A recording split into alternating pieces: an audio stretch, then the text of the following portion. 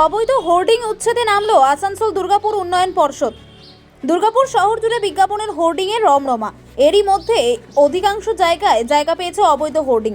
এবার আসানসোল দুর্গাপুর উন্নয়ন পর্ষদ এর তরফ থেকে দুর্গাপুর শহর জুড়ে গজিয়ে ওঠা অবৈধ হোর্ডিং ভাঙলো আসানসোল দুর্গাপুর উন্নয়ন পর্ষদ। দুর্গাপুরের সিটি সেন্টার, ডিবিসি মোড় সহ বেশ কিছু জায়গায় অবৈধ হোর্ডিং উচ্ছেদ করলো আসানসোল দুর্গাপুর উন্নয়ন পর্ষদ। আগামীতেও এই সাফাই অভিযান চলবে বলে জানান আসানসোল দুর্গাপুর উন্নয়ন পর্ষদের দায়িত্বপ্রাপ্ত টাউন প্ল্যানার সৌরভ খা। আমরা এখানে অবৈধ যে হোর্ডিংগুলো আছে ওইগুলো আমাদের ভাঙার পরিকল্পনা চলছে, এগুলোই এখনো ভাঙানো হচ্ছে। কতদিন ধরে ছিল এটা?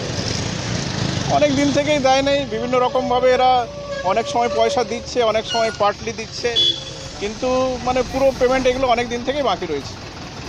প্রায় কত?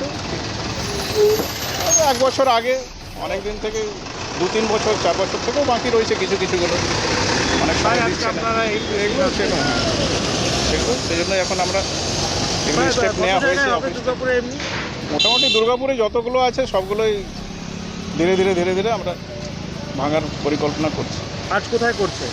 আজকে এখানে ডিবিসি মোড়, সিটি সেন্টার এরিয়ায় যেগুলো আছে ওইগুলো সরানোর জন্য আমরা চেষ্টা করছি। আপনার নাম পরিচয়?